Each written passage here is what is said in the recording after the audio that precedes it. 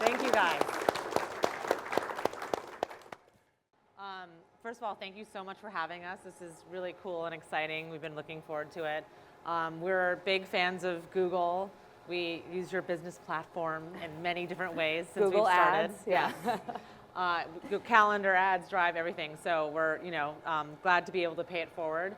And just want to ask how many of you already know Coolhaus, have heard of us, have tried the trucks? Awesome. Not bad. You should be ashamed if you didn't raise your hand, but we'll forgive you. So yes, I'm Natasha. This is Freya. Hi.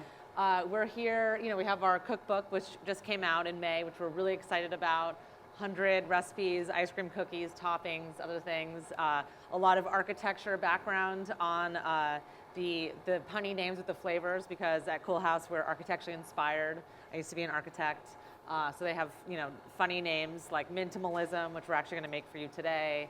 Mies Vanilla Row, Frank Gehry, and which, as I'm sure most of you know, you're in a Frank Gehry binoculars building, so it's particularly apropos to be talking about ice cream and architecture here. And also there's a lot about our story in the book, about how we got started and how we grew the business. So I hope you enjoy the book. And we wanted to kind of basically show you how to make one of our favorite recipes from the book, which is the Dirty Mint Chip ice cream. We're going to demo that for you today. One of our signature and original flavors, which with a couple different cookies is the Buckminster Fuller, or the Minimalism, as I mentioned, is the punny name for that one.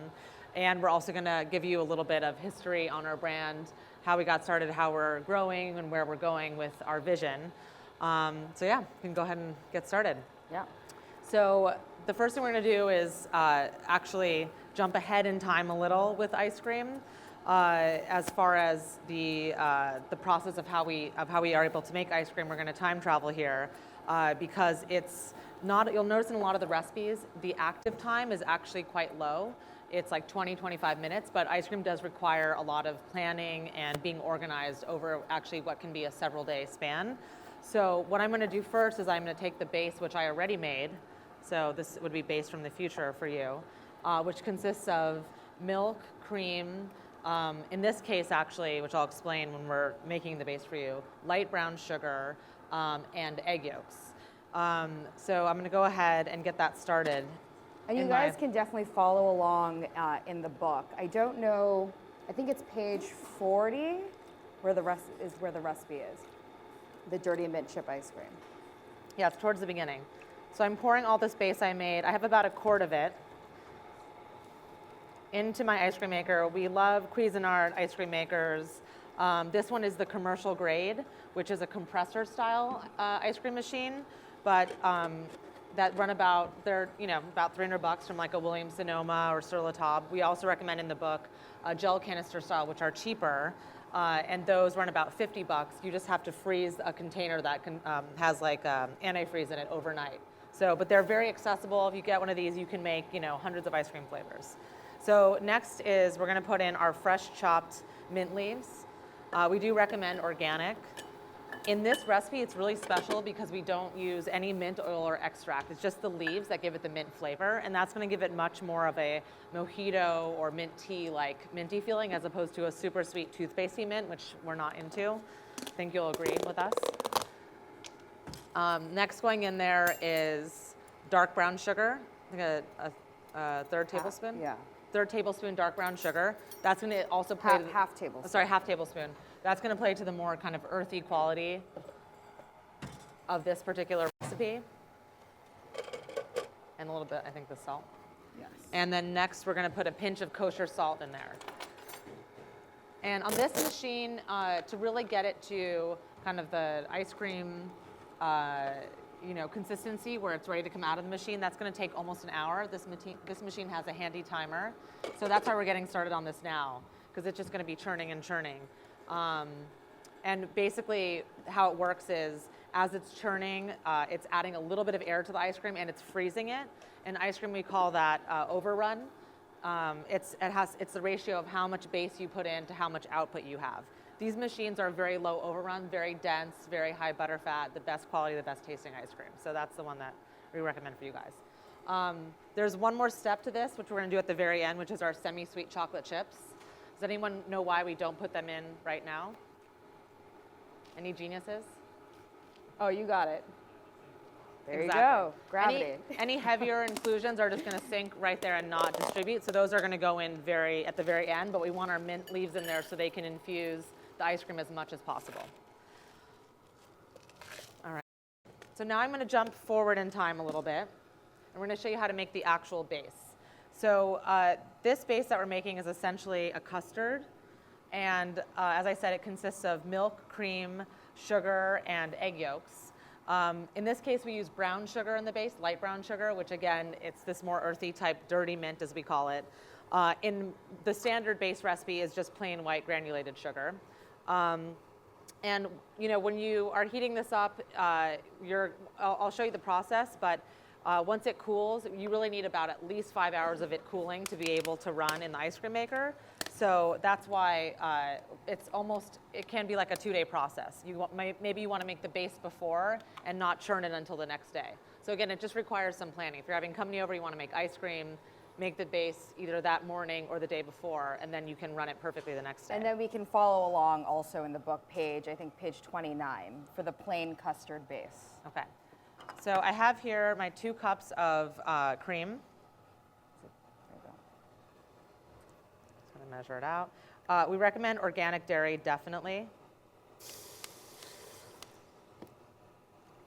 So 2 cups of cream going in. All right. Next is 2 cups of whole milk.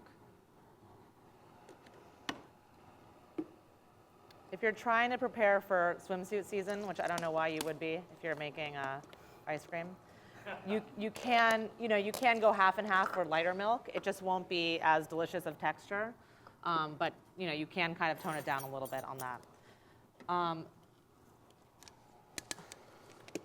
Next goes in the sugar. Freya's separating for me about 1.25 cups. And for the dirty mint recipe, it's the light brown sugar, not the white granulated. Yeah. So half. Oops. Oh, yeah. That's okay. So you're gonna put half of that total in on the burner with the milk and cream, and that's gonna kind of come together, and that's all on high heat. The other half of the sugar is gonna go separately in a bowl with egg yolks. I separated 8 egg yolks. And the egg yolks are essentially the stabilizer in the ice cream. They are what's going to give it the really nice, rich texture. If you ever have like homemade ice cream in a restaurant or when you've made it at home and it can get kind of icy, that's essentially like the dairy separating from the ice. And the eggs help kind of bind that together. But the reason why we also have half of the sugar and the eggs separately is that what we're going to do next is temper the eggs. We don't want the eggs to heat up too quickly as the milk, cream, and sugar is heating up, because then you're going to get scrambled eggs ice cream, and nobody likes that. Not even we can make scrambled eggs ice cream good.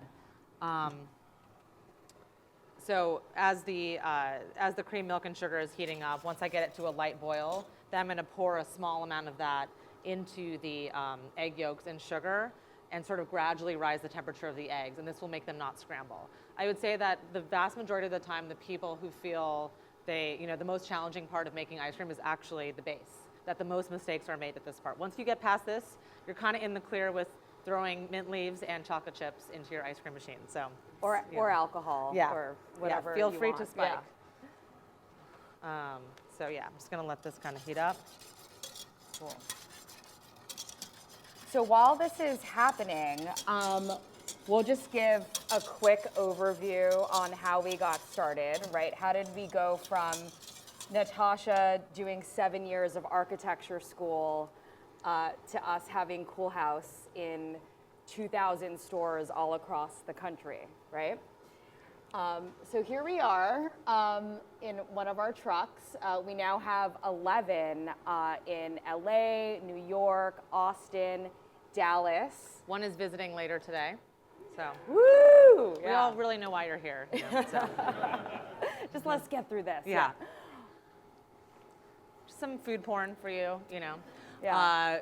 Some of our signature flavors, obviously the product is so key to us. We really got started just wanting to make things from scratch and wanting to make a product that we want to eat. Also wanting to be edgy and adventurous. Freya and I both have like pretty sweet meat savory palates. So doing things like, beer and pretzels or fried chicken and waffles, brown butter, candied bacon ice cream, really just wanting to push the envelope. And also bring in the architecture connection. For me, coming out of school, I just felt like what was missing with what we were studying in architecture was bridging it to the public and making it really fun and accessible. So I had this crazy idea to, make ice cream and cookies and name the combinations after architects. So that was also, a big part of the impetus for us is we're on this kind of mission with making architecture digestible. So the flavor on the top is the I Am Peanut Butter, for example, which is a play on I Am Pay. Chocolate peanut butter cookie, which is now sold in Whole Foods. You want to do the next? So yeah, I mentioned, the architecture part is really, I think, a big thing that's made Coolhaus really, really unique. I sort of explain it like Ben and Jerry's and rock and roll, or late night television. For us, it's ice cream and architecture. It's a little more niche than rock and roll or TV, but it works.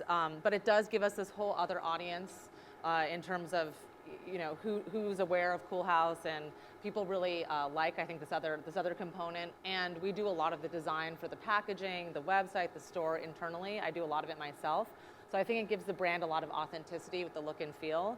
But a lot of famous architects have been to Coolhaus or know about it. Here's Frank Gehry, your very own, who's not very tall, as you can see, at the truck. He's lactose intolerant, it turns out too, so he couldn't eat his flavor, which was unfortunate. He also made a really funny comment at the truck. He was like, "You guys," and this was at his office here on the West Side, and he was like, "You guys sure are making a lot of money off of us." And I was like, "Oh no, like off of Starkitects in general, or like just his office?" But we'll never know what he meant by that. We still think about it every morning when we wake up. There's also Tom Main, who did Caltrans and a lot of international landmarks. Most recently, Emerson College, which is beautiful. I don't know if you guys have seen it on Sunset Boulevard, but his flavor is the Tom Mango. So there he is with his employees eating the sandwich. So anyway, it's just a really fun component, and I hope you enjoy that part of the book as well.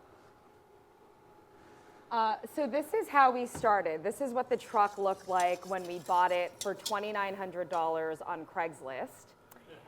It didn't drive. We actually had to trick AAA to tow it for us to Coachella because we figured out that if you got the Premier membership, you got 2 free 200-mile tows. So a little bit of a scam.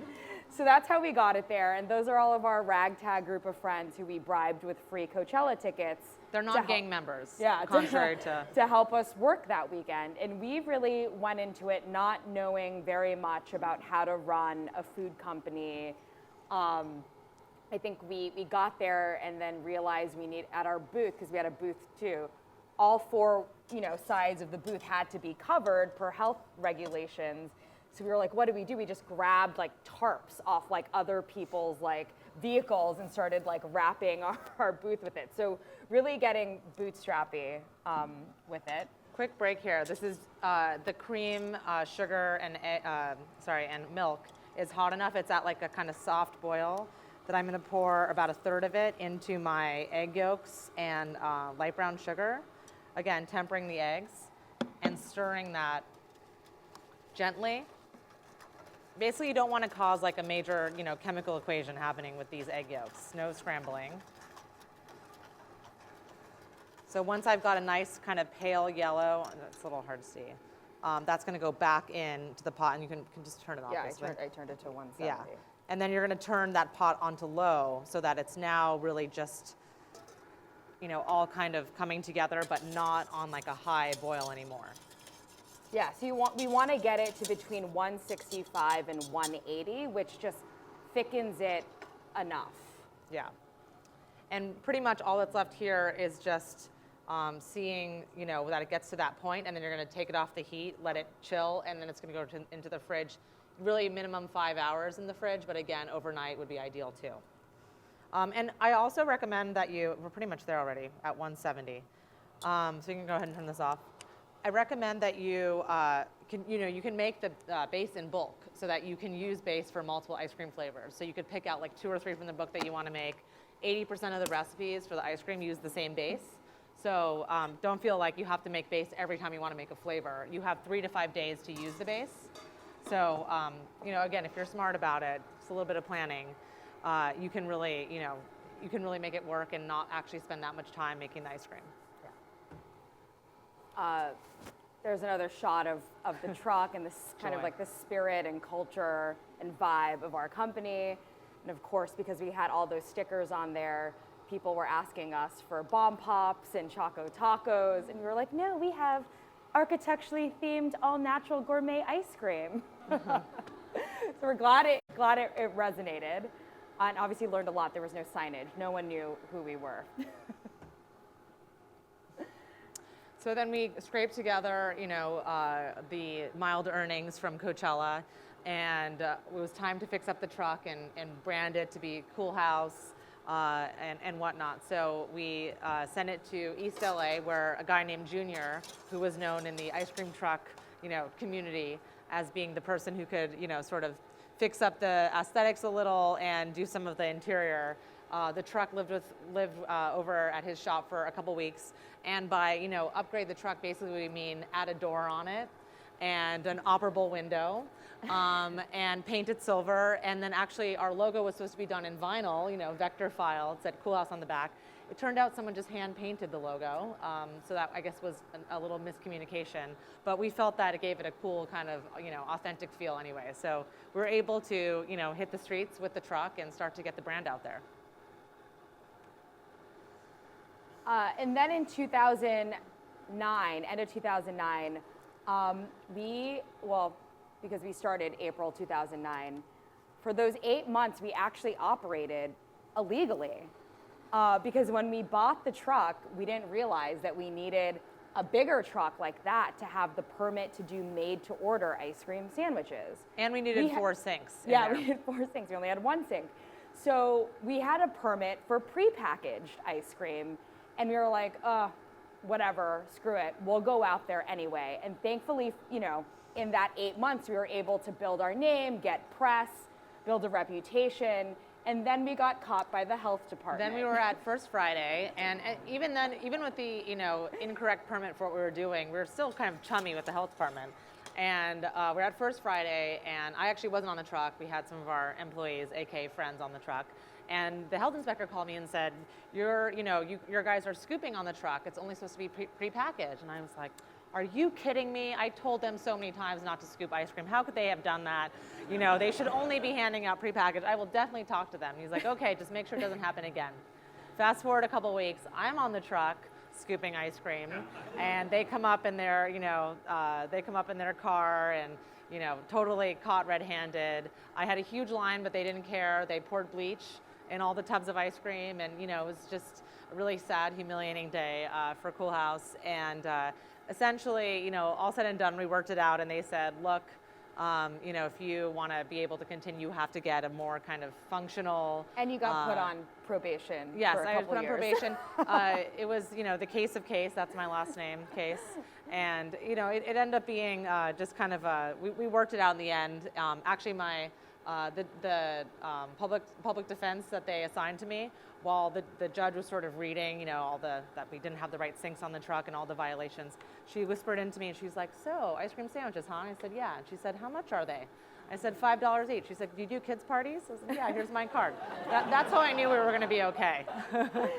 That forced us to really think about the business and also think about how we were going to grow it strategically. And we knew that if we wanted to get off the truck, we needed multiple trucks and multiple revenue streams so that we could still pay ourselves a salary without being on the truck every day. So we're glad that happened. We raised, we did a friends and family round, raised $30,000 from friends and family, took on a hard money loan because no one is going to be loaning money to a business that hasn't been in business for more than 2 years. I think the interest rate was like 22%. It was kind of crazy, but we had to do what we had to do. So that's actually our second truck. Again, in front of a Frank Gehry landmark. Yeah. So not only were we starting to scale, but we were really starting to specialize and develop our niches for the brand. Something that we didn't really plan for in the beginning that ended up being a huge part of our business was private catering. And particularly in that niche, actually weddings is our #1 type of event. We've done over 1,000 weddings. They ended up being, I think, a really good match because of the customization component of Coolhaus.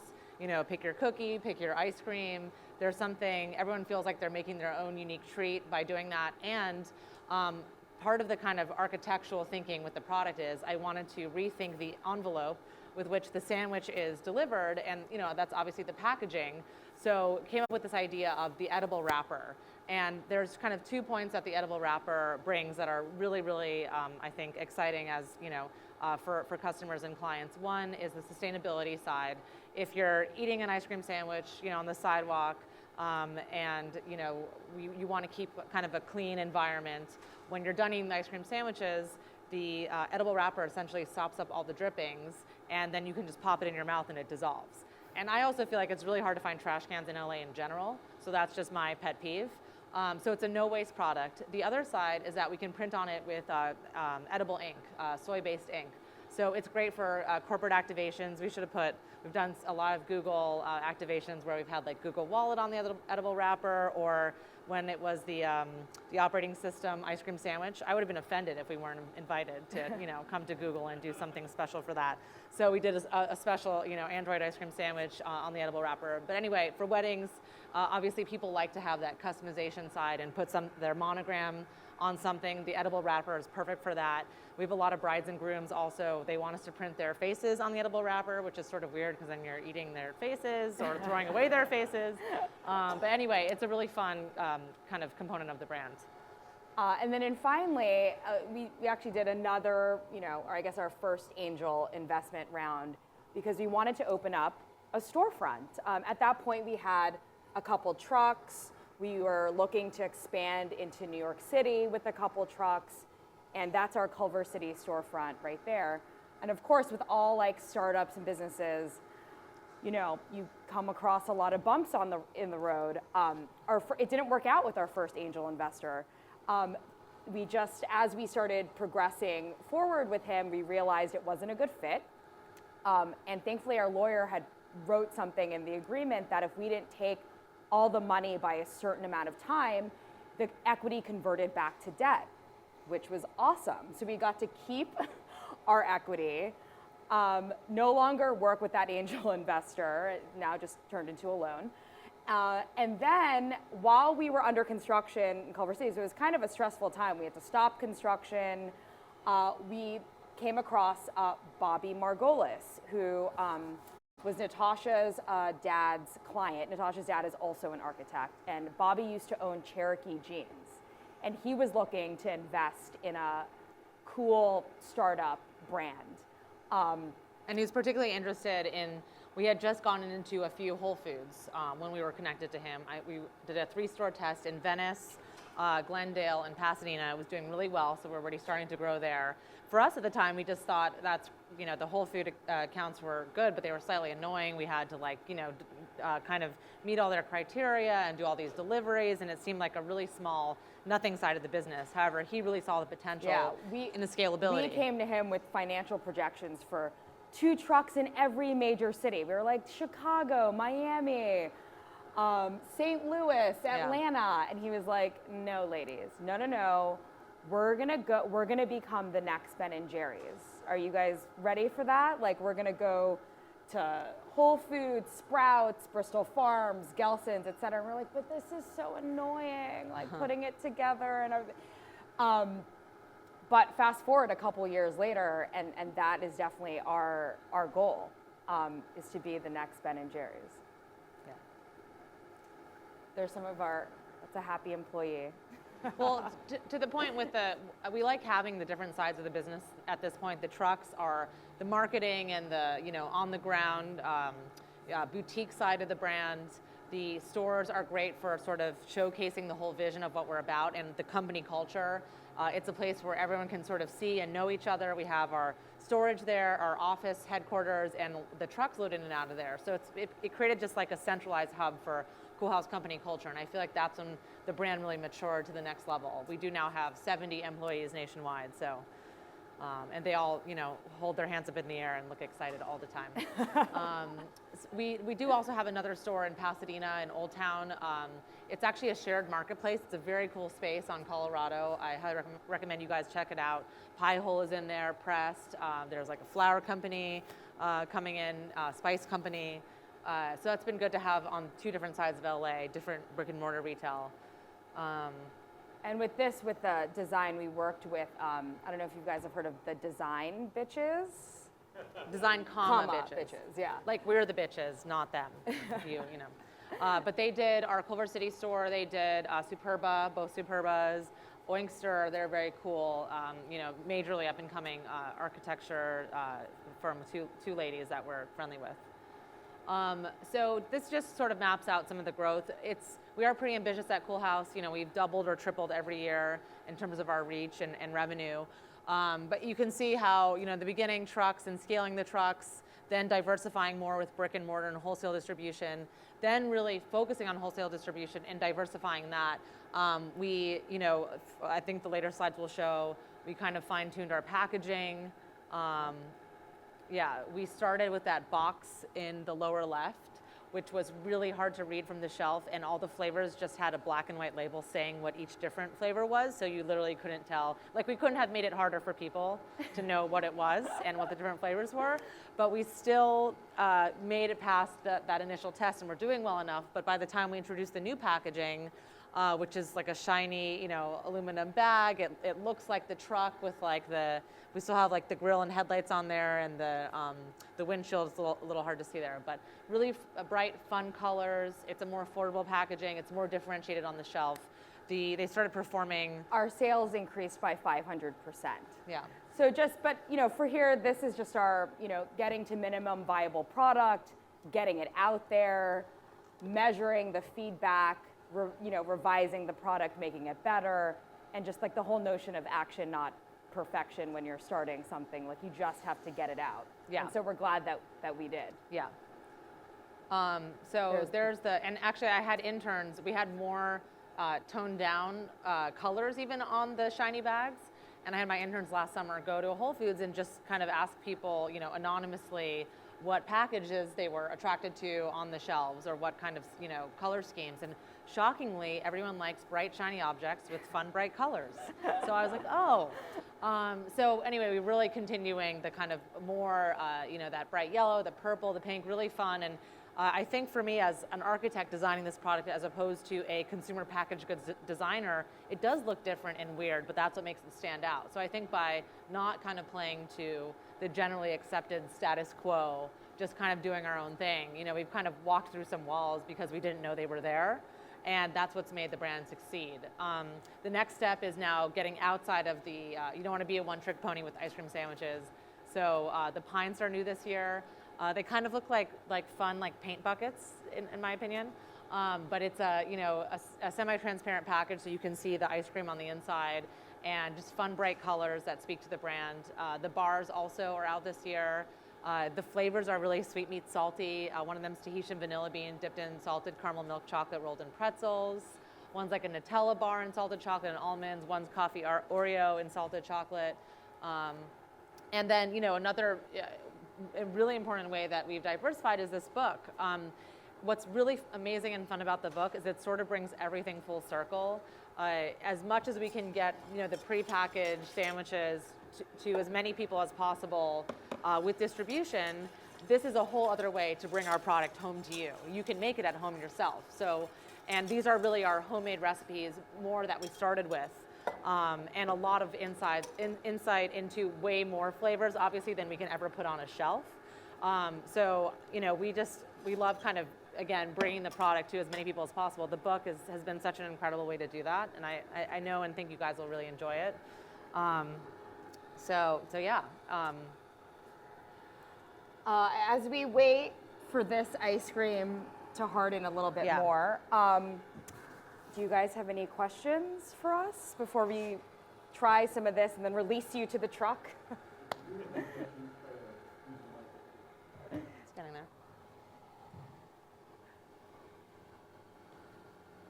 And by the way, we're trying to get this to like soft serve texture, and then it goes in the freezer. You don't eat it right out of the machine. But you can. I mean, there's no hard rules here. Like Yeah, you can't go wrong. All right. Yes. Is this thing on? Yes. I've seen you guys do a lot of local tech-related events, and is that something you targeted explicitly, or nerds just like us? You know, I would say that Coolhaus lends itself so well to so many different worlds. We've done a lot with fashion, entertainment, a lot with tech. It's just people who are, you know, forward-thinking and who want to be adventurous about what they're eating. That's what we really got into with the ice cream, is that it has such a broad reach and broad appeal. But I will say we also, I think, set up the brand so that it is a good canvas for other brands, like things like the edible wrapper. The trucks get branded a lot. I'll totally, like, the staff, like, whatever like a brand wants them to wear in an activation, I'm like, they're all yours. Like, don't tell them I said that. I'm like, they'll wear an apron and a hat or whatever. So we do, I think, mesh well with a lot of different types of companies. It really just has to do with enjoying good food and, you know, again, being adventurous with what you like to eat as far as ice cream. So I couldn't help but notice the Dexter wrapper. So what's the story behind that? Like, how did you guys end up doing that? Yeah, I mean, I think that is a really good sequitur into from the last question. So last year, we actually got approached by Showtime for the finale season of Dexter to do something really special, you know, to kind of commemorate it and see it off. And they came to us, I feel, very much because we have the boutique side with the trucks and the brick and mortar, and the innovation and the kind of small team who can think big. The cool flavors, but we also have a more kind of growing national business arm, which was that wholesale distribution. So they saw us as the company they could partner up with that could do a little bit of both for them. So what we did is they kind of commissioned us to do a flavor for that season. You got to be a little careful with the murder and ice cream theme, you know, that can be touchy. But at South by Southwest in 2013, we had, you know, the bloody orange, which was blood orange, and then we had the killer combo, which was Tahitian vanilla bean with a bloody cherry swirl with two different cookies, the two sides of Dexter. And we did sort of a test at South by Southwest in an event to see which was more popular. The killer combo won. So we had that at our stores all summer. We did. They wrapped our trucks in LA and New York, and we did like 50 hours of giveaway on the streets to promote that flavor and the finale season. We had one of the detectives on the truck. Mazuka? Yeah, Mazuka. I don't know if you watched the show. I forget his name. Giving it away, so that was fun, kind of celebrity angle. And then we did a pre-packaged version. I actually designed the bag for them, because that's what I do. And we took it to all of our trade shows where we, you know, work with retailers, and they loved it. So many stores, like Whole Foods here in Southern California, Sprouts, like tons of markets around the country ended up picking it up, and it was sold in grocery all over the country. And then also we had it available for shipping online. A lot of people ordered it in our online store, and we shipped it out to them. So it was just an amazing way to partner with another brand, showcase us and showcase them, and do something really cool. So you mentioned your background, but how did you learn how to make ice cream? In studio. You know, I think that's also a big point with the book. Our feeling is we don't want to make it intimidating and unapproachable. Ice cream is fun, and if we can do it and we don't have a formal cooking background, you know, you guys can do it too.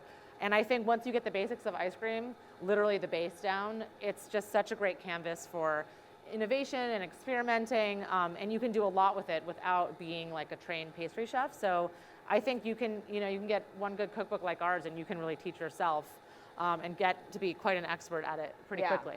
Actually, the dirty mint that we're doing was actually an accident, or sort of like part laziness, part accident. We looked up, you know, a recipe for mint Like chip all good ice things. cream, and randomly it was like, who was it? Some like Isaac Mizrahi's mint chip ice cream. So random.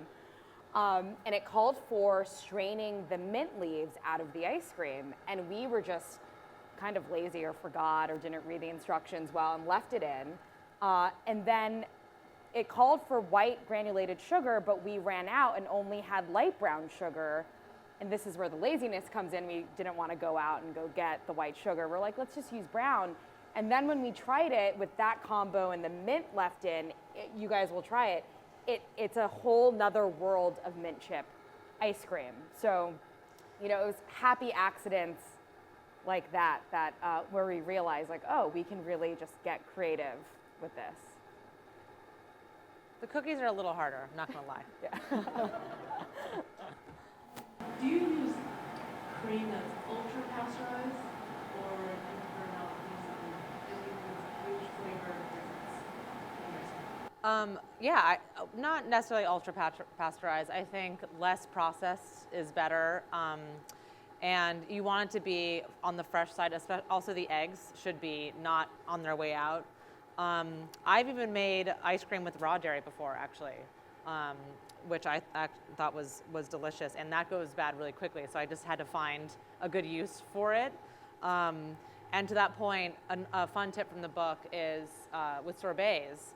They're a great thing to do with fruit when it's on its way out, like how it's sort of famous that you make banana bread with bananas as they're almost rotting, is fruit when it's almost like to past the point of even just wanting to eat on its own is perfect for sorbet because it has the highest sugar content.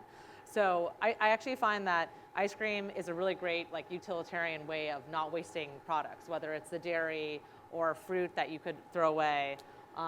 So, yeah. Awesome. Well, I think Yeah, we're getting pretty close here. We're getting really Perfect close. timing. And maybe if we can get some spoons off the truck, or do you guys have little like taster spoons? I totally forgot about that. I want you guys to come up here and taste the base, so you guys know what the base should taste like and the consistency, and then also taste the homemade dirty mint chip ice cream, which you guys will be able to make at home. On the other side, I don't know if there's any like beer snobs out there. We wanted to do this like chocolate stout ice cream with pretzels, and we told one of our kind of non-beer snob, slightly non-foodie employees to go and get like a chocolate stout, try to find Rasputin if you can. And he instead decides to buy Spaten. I don't know if you know, it's sort of like German Corona, basically. lager, Yeah. And it just brought it directly to the facility, and they started running it. And so when we got that, when it was done and we were tasting it, we were like, something is wrong with this beer. Or Well, I it mean, just, you could tell it was yeah. light colored. It's supposed to be like this Yeah. dark, rich, chocolatey color. We were like, wait and a minute. he couldn't understand the difference, basically. For us, you know, that it was like night and day. So it was very, and I tried to give that ice cream away, the Spaten ice cream, to like different employees or friends, and for some reason it kept ending up back in the freezer. It's like we couldn't get rid of it if we tried. Like it kept showing up again. So it kind of became the bane, you know. But those were, you know, it's a rare full-on failure when it comes to ice cream. You can really push it quite far. We have the Peking duck ice cream, which works great. White chocolate olive, that's a weird one. It's delicious, I promise you. So it's hard to have a complete fail. Write to me if you fail hardcore, and you know we'll talk about it. Awesome. Oh, Well, yeah, one other thing I want to mention too, by the way, you have your books, but the ebook is also really cool. It's a lot of the content from the cookbook, obviously, but the enhancement is the audio, which we focused for the ebook since it's on iBooks and iTunes on the music side of Coolhaus. You want to go to that slide? This is our Austin general manager with Tegan and Sarah. We have this up here as an example of, we do a lot of, music is really important at Coolhaus. It's a big part of our brand. I think Michael Allen's on the truck, right? Mm-hmm. We have a lot of employees, including Michael Allen, you can ask him about it, on the truck, who are musicians. We're very supportive of what they do. We've done Coolhaus playlists where we feature all of our different employees who are in bands, top songs, and we play that from the trucks in the stores. And we partner with a lot of musical artists to do special sandwiches for them at ACL, at Coachella, or for certain good causes. With them, we did a marriage equality sandwich called Till Death Do Us Part, double chocolate cookie, salted caramel ice cream, and we've kind of gone on tour with them at the Hollywood Bowl, at the Greek Theater, at ACL, and handed away the sandwich in the name of that good cause. So in the ebook, there's little anecdotes that I tell about the different musical artists that we've teamed up with and what their flavors are that we've done with them, and then it connects to playlists by those artists in iTunes. So just a whole kind of cool other angle on Coolhaus, as though we needed to be cooler. Just kidding. But anyway, it's fun. So if to recommend I just wanted to mention why the ebook is a little different if you're interested too. Awesome. Well, yeah, I'd love for you guys to come up here and try Yeah. the base and the ice cream, and then the truck is outside. Yeah. Thank you guys.